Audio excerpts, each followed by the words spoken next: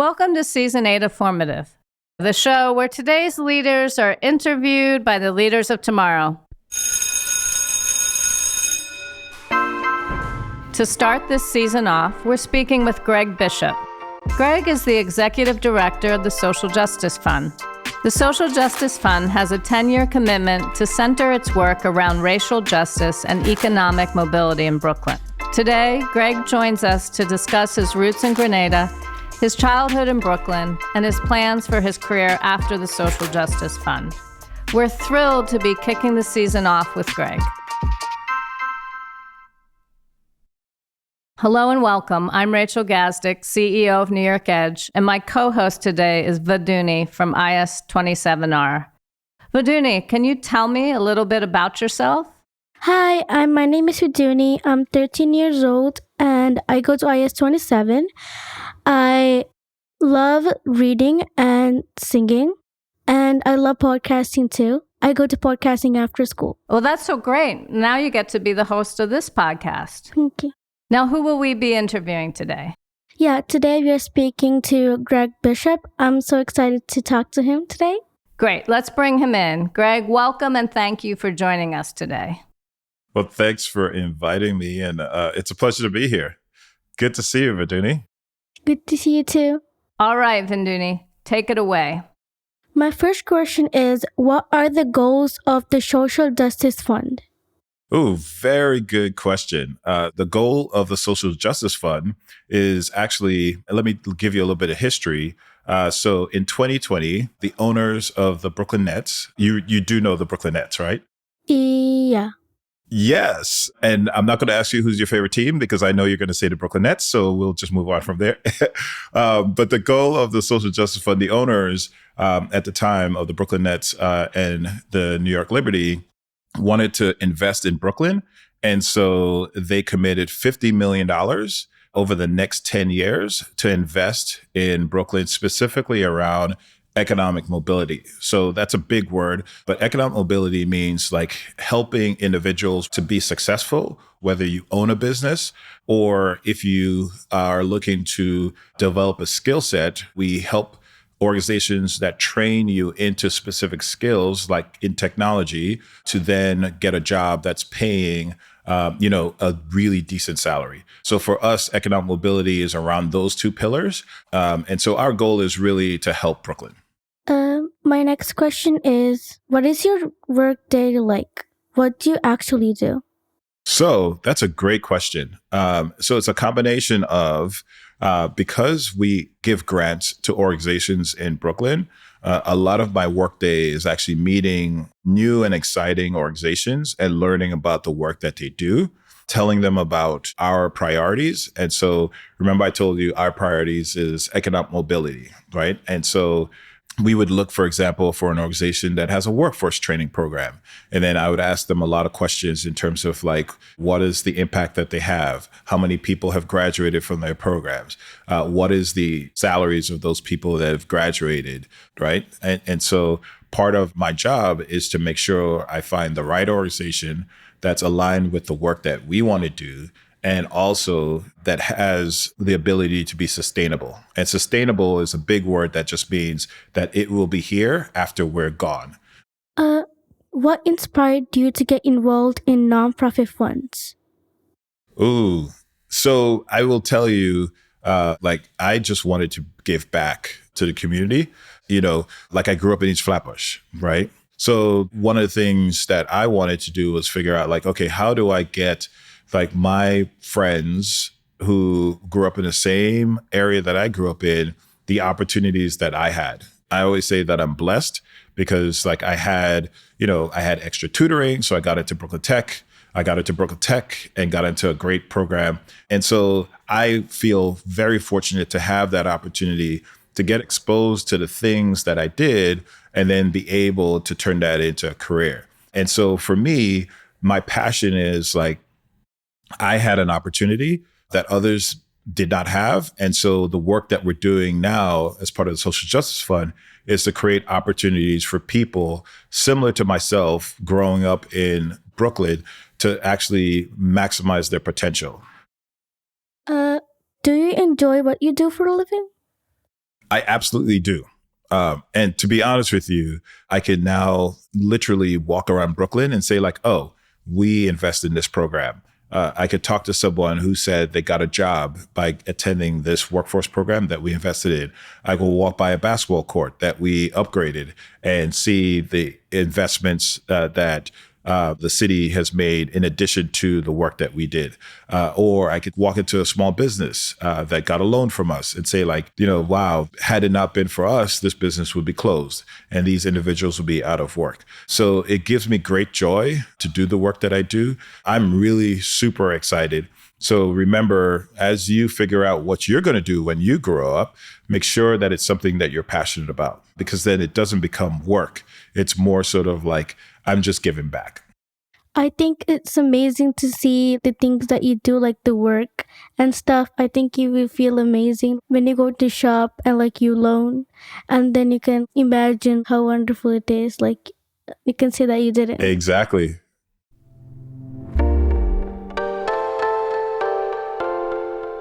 Was this what you wanted to do as a kid? What dreams did you have? So to be honest with you, I actually had no idea what I wanted to do as a kid. I could tell you what my mom wanted me to do. She wanted me to be a doctor. What did your parents want you to be what? Doctor too. Yeah, see, I knew it. So my parents are from the Caribbean. And so they wanted me to be a doctor. And when I got to high school and I had my first biology class, I knew I wasn't going to be a doctor. But I went to Brooklyn Tech and had an amazing time at Brooklyn Tech. I was a mechanical engineer, and that exposed me to programming. And so I actually became a programmer.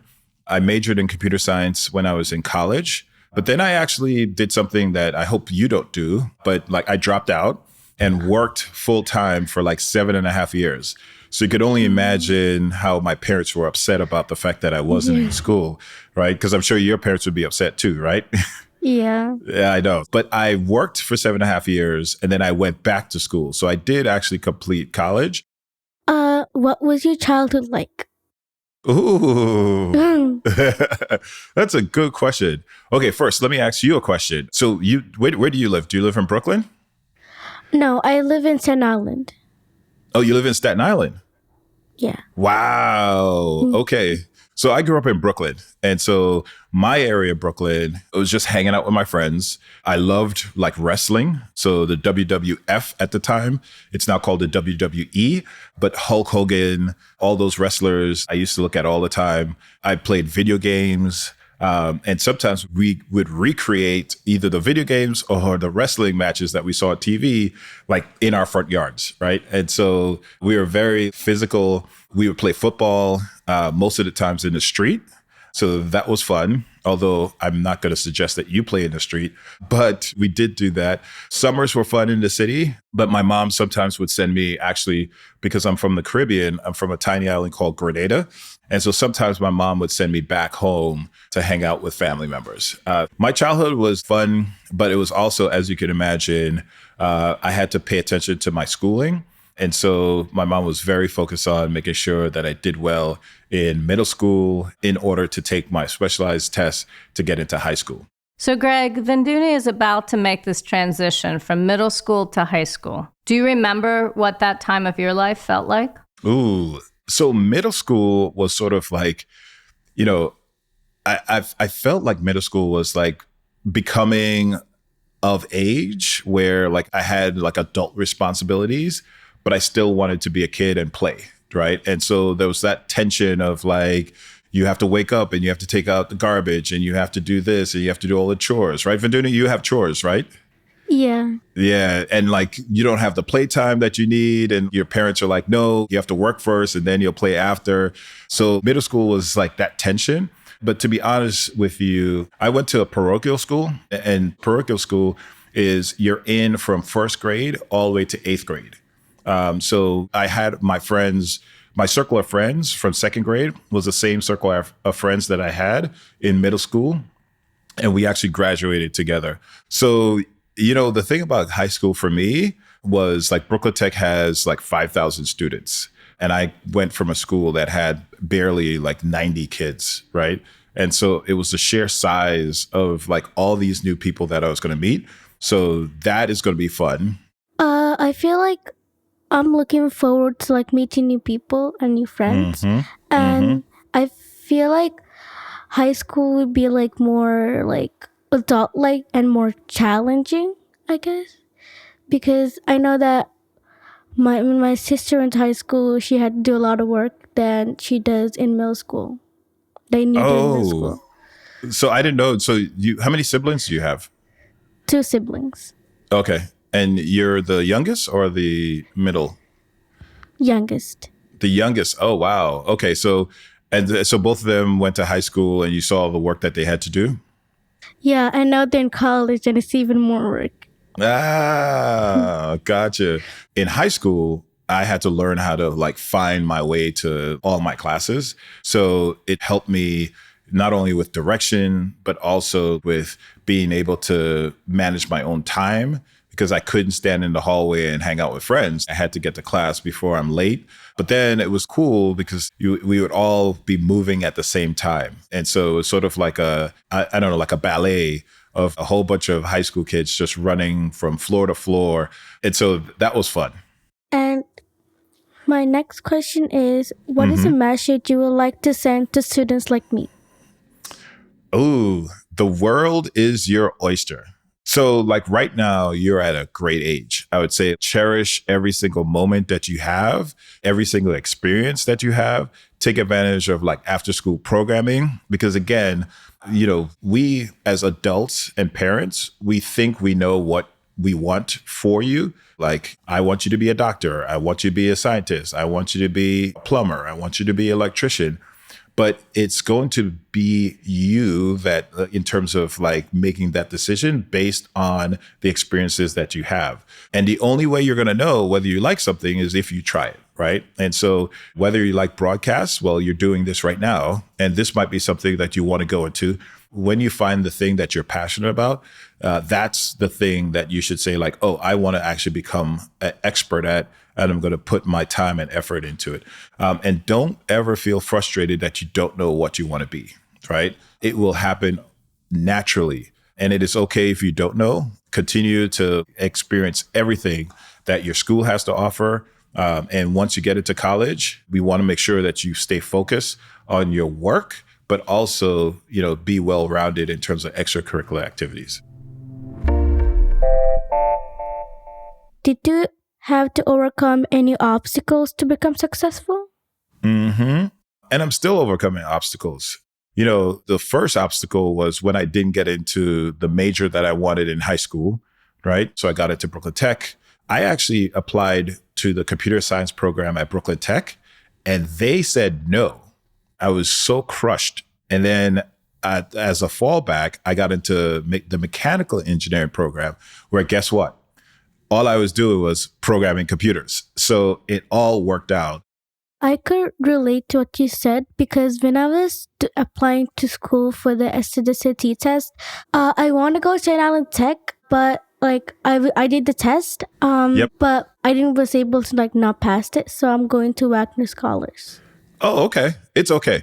Listen, everything happens for a reason. And, when I was applying to college, I didn't get into the college I wanted to go to, but ultimately I ended up in one of the best colleges, Florida Agricultural and Mechanical University in Tallahassee, Florida. So anytime these things happen, you feel terrible for a short period of time, but then you're like, okay, I'm going to make the best of it, right? Life is full of these bumps in the road, and it's not about dwelling on the negative. It's sort of like taking that negative and turn it into a positive, right? Like, how can I actually turn this into, as we say, turn this lemon into, do you know the end of that quote?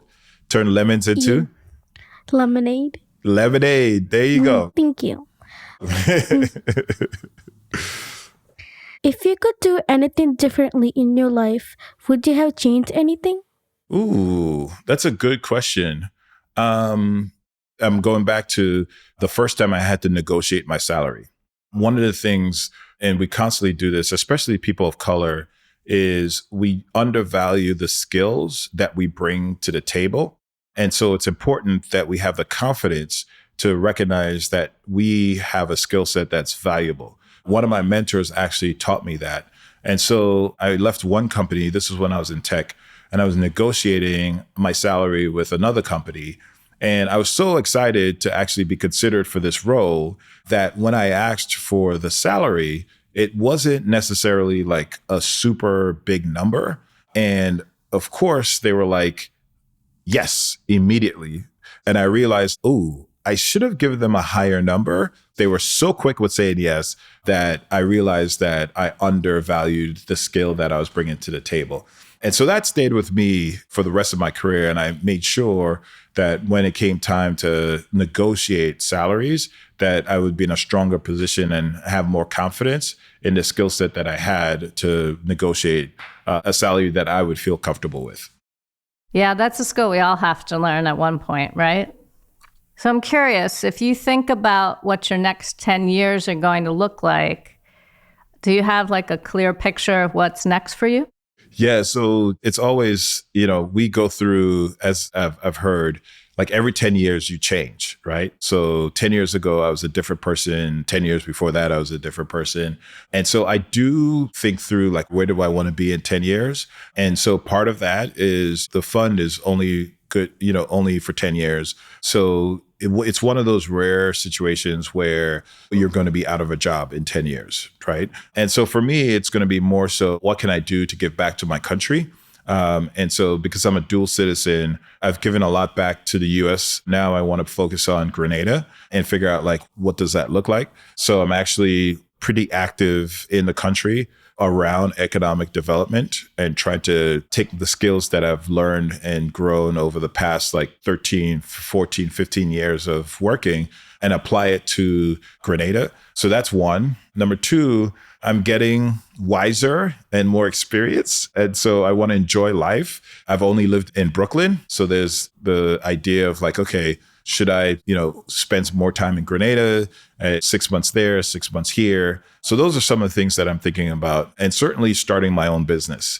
Business owners don't know what they don't know. Having the experience that I have, I can take that and guide them through how to deal with government, how to set up your business, how to do a lot of the things that business owners don't know.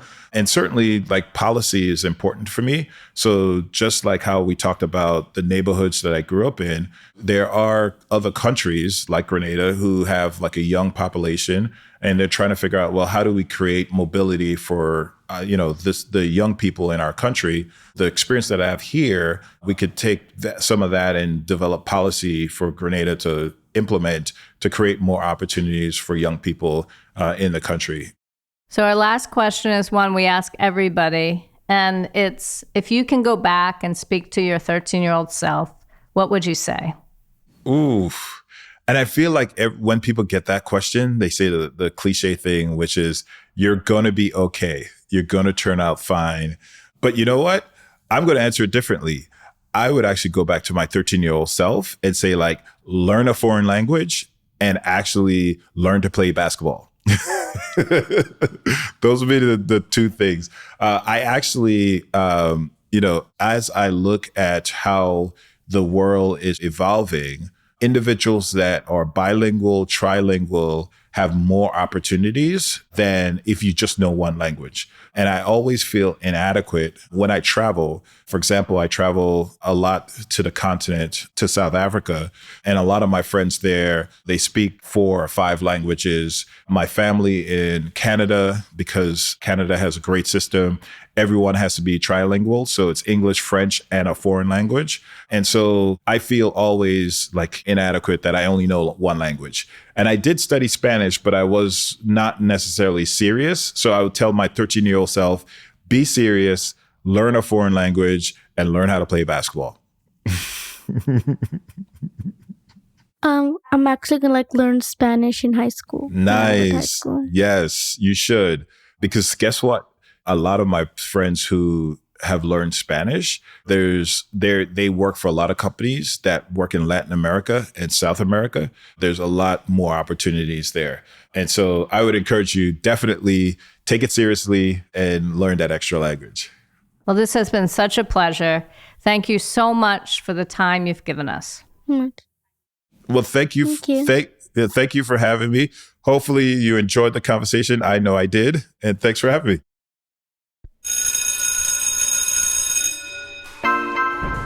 Thanks for listening to Formative, a production of New York Edge.